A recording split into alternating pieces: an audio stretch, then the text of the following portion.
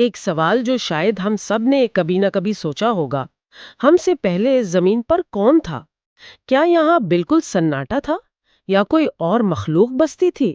آج ہم اسی گہری کھوج میں نکلیں گے، ان ذرائع کی مدد سے جو ہمارے سامعین نے ہمارے ساتھ شیئر کیے ہیں۔ جی، اور یہ کھوج بہت دلچسپ ہونے والی ہے کیونکہ ہمارے پاس معلومات کے کئی زاویے ہیں۔ ایک طرف تو دینی روایات ہیں جو ہمیں جنات اور فرشتوں کی کہانیاں سناتی ہیں۔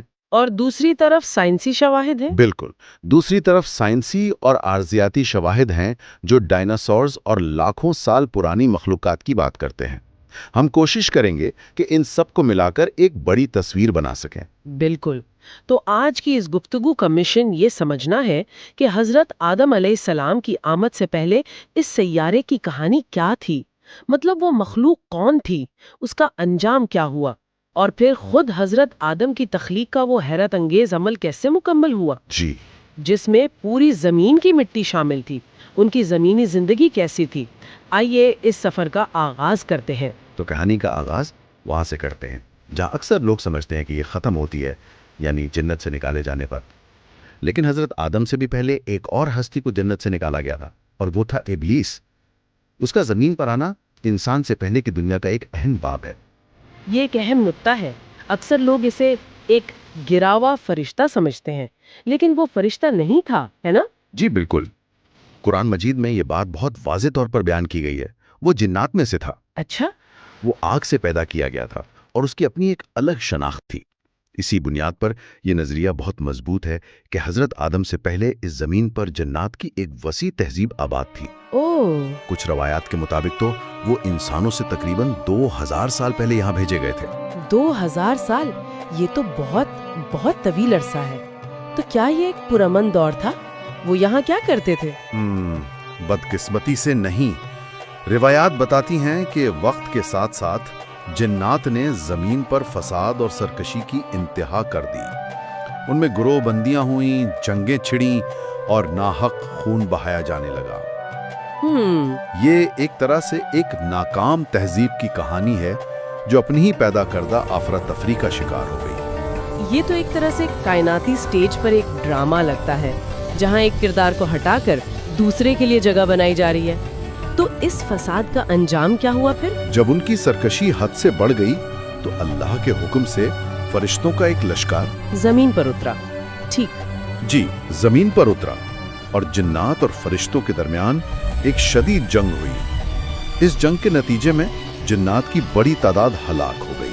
اچھا۔ اور جو بچ گئے وہ اپنی جان بچا کر دنیا کے دور دراز کونوں میں، پہاڑوں، سمندروں اور ویران جزیروں میں پناہ لینے پر مجبور ہو گئے۔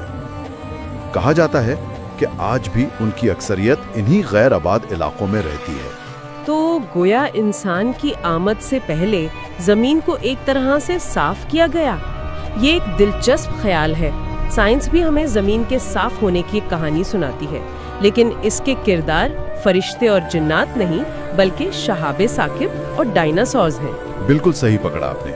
جب ہم ارضیاتی تاریخ پر نظر ڈالتے ہیں تو ہمیں معلوم ہوتا ہے کہ انسان کی آمد سے لاکھوں کروڑوں سال پہلے، کروڑوں سال، جی کروڑوں سال پہلے زمین پر ڈائناسورز جیسے عظیم الجثہ جانداروں کا راج تھا۔ وہ اس سیارے کے حقیقی بادشاہ تھے۔ لیکن پھر ایک قدرتی آفت، شاید ایک بہت بڑے شہاب ثاقب کے ٹکرانے سے ان کا دور ختم ہو گیا۔ اور ان کا پیمانہ تو ذہن کو چکرا دیتا ہے۔ ہم یہاں 2000 سال کی نہیں بلکہ کروڑوں سال کی بات کر رہے ہیں۔ یہ سوچنا ہی حیران کن ہے کہ اس زمین نے کیسے کیسے دور دیکھے ہیں۔ اور بات صرف ڈائناسورز پر ختم نہیں ہوتی۔ کچھ محققین یہ دعویٰ بھی کرتے ہیں کہ انہیں حضرت آدم سے قبل انسان نما مخلوقات کے ڈھانچے بھی ملے ہیں۔ انسان نما مخلوقات؟ جی، یہ وہ مخلوقات ہیں جو شاید سیدھا کھڑی ہو کر چل سکتی تھیں، لیکن ان میں وہ شعور نہیں تھا جو انسان کو عطا ہوا۔ اس کے علاوہ ذرائع میں کچھ جدید دور کی تشریحات کا بھی ذکر ملتا ہے۔ اچھا۔ جو ان قدیم روایات کو آج کے UFO کلچر سے جوڑنے کی کوشش کرتی ہیں کہ شاید یہ سیارہ غیر ارضی مخلوقات کی سرگرمیوں کا مرکز رہا ہو۔ لیکن یہ ایک بہت ہی غیر روایتی نظریہ ہے اور علمی حلقوں میں اسے زیادہ سنجیدگی سے نہیں لیا جاتا۔ تو ہمارے پاس جنات، ڈائناسورز اور انسان نما مخلوقات جیسے مختلف امکانات ہیں، لیکن ان سب کہانیوں سے بھی پہلے کائنات کی ابتدا میں کیا تھا؟ کیا زمین شروع سے ایسی ہی تھی؟ یہ ایک بہت گہرا سوال ہے۔ قرآن کی سورہ ہود میں ایک آیت ہے جس کا مفہوم ہے کہ اللہ نے زمین و آسمان 6 ادوار میں بنائے اور اس کا عرش پانی پر تھا۔ یہ آیت ہمیں کائنات کی بالکل ابتدائی حالت کی طرف لے جاتی ہے۔ ایک مرتبہ یمن سے کچھ لوگ نبی اکرم صلی اللہ علیہ وسلم کے پاس آئے اور انہوں نے یہی سوال پوچھا کہ سب سے پہلے کیا تھا؟ تو کیا جواب ملا؟ آپ صلی اللہ علیہ وسلم نے فرمایا، صرف اللہ تھا اور کچھ نہ تھا۔ پھر اس نے پانی پر اپنا عرش قائم فرمایا اور پھر لوح محفوظ میں قیامت تک ہونے والی ہر بات لکھ دی۔ تو تخلیق کی ایک ترتیب نظر آتی ہے، پانی، پھر عرش اور پھر لوح محفوظ، یعنی وہ کتاب جس میں سب کچھ لکھا ہے۔ بالکل۔ ایک اور روایت کے مطابق سب سے پہلے قلم کو پیدا کیا گیا اور اسے حکم دیا گیا کہ لکھو۔ لکھو؟ جی۔ قلم نے پوچھا کیا لکھوں؟ حکم ہوا قیامت تک جو کچھ ہونے والا ہے سب لکھ دو۔ اور یہ سب کچھ آسمانوں اور زمین کی تخلیق سے 50,000 سال پہلے لکھا جا چکا تھا۔ 50,000 سال پہلے؟ جی، اور اس وقت بھی عرش پانی پر ہی تھا۔ تو اس کا مطلب ہے کہ ہماری تقدیر، ہمارا پورا مستقبل کائنات کے بننے سے بھی بہت پہلے لکھا جا چکا تھا۔ یہ تو سوچ کر ہی انسان دنگ رہ جاتا ہے۔ یہی تو ان روایات کی گہرائی ہے۔ اور اس تمام کائناتی تیاری کے بعد ایک طویل عرصے کے بعد تخلیق کے سلسلے کے تقریباً آخر میں انسان کی باری آئی۔ جیسا کہ ایک حدیث میں بیان ہے، حضرت آدم علیہ السلام کو جمعہ کے دن عصر اور رات کے درمیانی وقت میں پیدا کیا گیا۔ اور اب ہم اس کہانی کے سب سے اہم حصے پر آتے ہیں، خود حضرت آدم کی تخلیق۔ ہم ہمیشہ سنتے ہیں کہ انسان مٹی سے بنا ہے، اس میں اتنی گہرائی ہے۔ کیا ذرائع اس بات پر کوئی روشنی ڈالتے ہیں کہ صرف مٹی ہی کیوں، آگ یا پانی کیوں نہیں جو دوسرے عناصر ہیں؟ بہت اچھا سوال ہے۔ اس کے پیچھے ایک بڑی حکمت پوشیدہ ہے۔ جب اللہ تعالیٰ نے حضرت آدم کو بنانے کا ارادہ فرمایا تو حضرت اسرائیل علیہ السلام کو حکم دیا کہ زمین سے ایک مٹھی مٹی لے کر آؤ۔ دلچسپ بات یہ ہے کہ انہوں نے یہ مٹی کسی ایک جگہ سے نہیں لی، بلکہ پوری روئے زمین سے تھوڑی تھوڑی جمع کی۔ پوری زمین سے؟ اس کا کیا مطلب ہوا؟ اس کا مطلب یہ ہوا کہ اس ایک مٹھی میں زمین کی ہر قسم کی کیفیت شامل تھی۔ اس میں سفید مٹی بھی تھی اور سیاہ بھی، سرخ بھی تھی اور زرد بھی۔ اچھا۔ کچھ حصہ نرم تھا تو کچھ سخت، کہیں ذائقہ میٹھا تھا تو کہیں کڑوا اور نمکین۔ اور روایات کے مطابق یہی وہ بنیاد ہے جس کی وجہ سے آج انسانوں میں اتنا تنوع پایا جاتا ہے۔ یعنی لوگوں کے مختلف رنگ، زبانیں۔ جی، مختلف رنگ، مختلف زبانیں، مختلف مزاج اور طبیعتیں، یہ سب اسی ابتدائی مٹی کی وجہ سے ہے۔ واو! یعنی یہ کہنا غلط نہیں ہوگا کہ اختلاف اور تنوع ہماری فطرت کا بنیادی حصہ ہے، کوئی بعد میں پیدا ہونے والی چیز نہیں۔ یہ تو ہماری تخلیق کے سورس کوڈ میں لکھا ہے، گویا پوری زمین کی فطرت ایک انسان کے وجود میں سمو دی گئی۔ بالکل۔ اور پھر اس مٹی سے جسم کی تیاری کے مراحل بھی بڑے دلچسپ ہیں۔ پہلے اس مٹی کو مختلف پانیوں سے گوندا گیا، ایک مدت تک وہ ایسے ہی پڑی رہی، یہاں تک کہ چپکنے والی لیس دار مٹی بن گئی۔ پھر مزید وقت گزرنے پر اس کا رنگ بدلا اور وہ کیچڑ کی شکل اختیار کر گئی۔ جی۔ اور آخر میں جب وہ خشک ہوئی تو کھنکھناتی ہوئی مٹی بن گئی، جسے ایک کھوکھلا مجسمہ تیار کیا گیا۔ ہر مرحلہ ایک تبدیلی کی علامت ہے۔ جی، ایک بے جان مٹی سے ایک پیچیدہ جاندار وجود تک کا سفر۔ اور اس مجسمے کو کہاں رکھا گیا؟ اسے جنت کے دروازے کے قریب رکھ دیا گیا۔ فرشتے اس نئے اور انوکھے قالب کو دیکھ کر بہت حیران تھے، کیونکہ ایسی شکل و صورت انہوں نے پہلے کبھی نہیں دیکھی تھی۔ پھر وہ روح پرور لمحہ آیا جب اللہ کے حکم سے اس بے جان جسم میں روح پھونکی گئی۔ یہ واقعہ کیسے پیش آیا؟ روایت میں آتا ہے کہ جب روح نے جسم میں داخل ہونا شروع کیا تو جیسے ہی وہ ناک تک پہنچی، حضرت آدم کو چھینک آئی، اور جب روح زبان تک پہنچی تو آپ نے بے اختیار کہا الحمدللہ، یعنی تمام تعریفیں اللہ کے لیے ہیں۔ پہلا لفظ، پہلی سانس اور پہلا مکالمہ سب حمد اور شکر پر مبنی تھا۔ اس پر اللہ تعالیٰ کا کیا جواب آیا؟ رب کریم کا جواب آیا، اللہ تم پر رحمت فرمائے، اے آدم، میں نے تمہیں اپنی حمد کے لیے ہی پیدا کیا ہے۔ اس کے بعد روح پورے جسم میں پھیل گئی اور آپ ایک مکمل زندہ انسان بن کر کھڑے ہو گئے۔ واہ! اسی لمحے آپ کو وہ 4 عظیم امتیازات عطا ہوئے جو کسی اور مخلوق کو نہیں ملے۔ وہ کون سے تھے؟ پہلا یہ کہ اللہ نے آپ کو اپنی خاص توجہ سے خود بنایا۔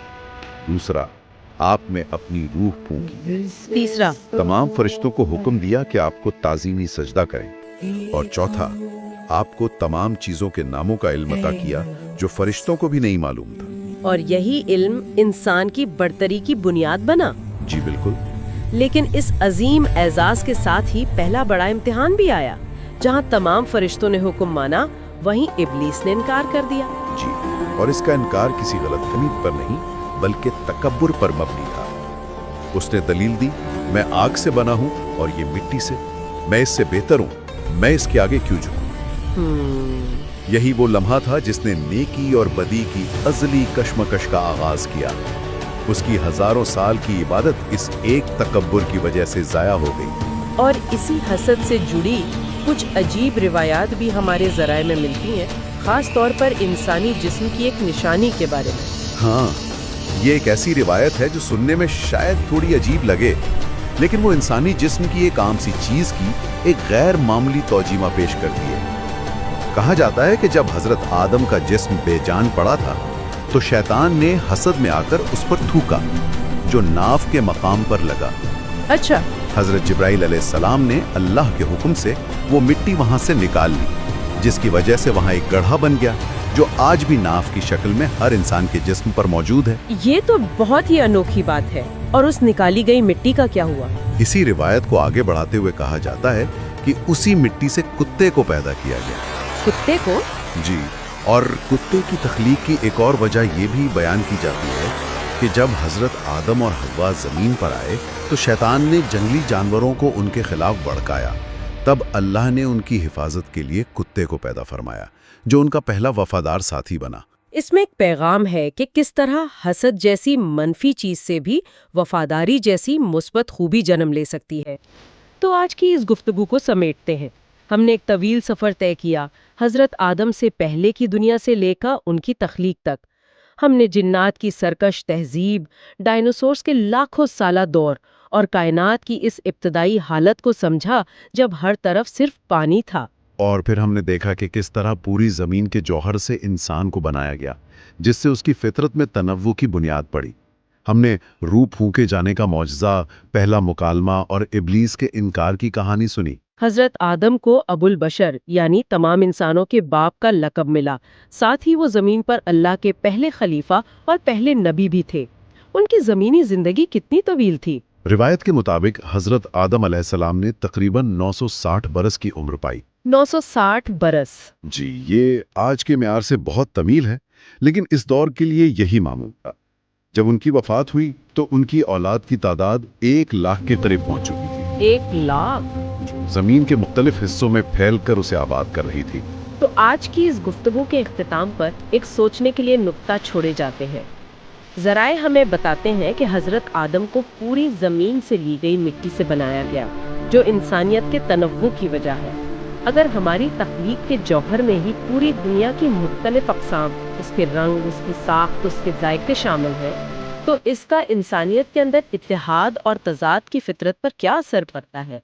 क्या हम आहंगी और इख्तिलाफ दोनों ही हमारी मिट्टी के पहले ज़र्रे से हमारे वजूद में लिख दिए गए हैं?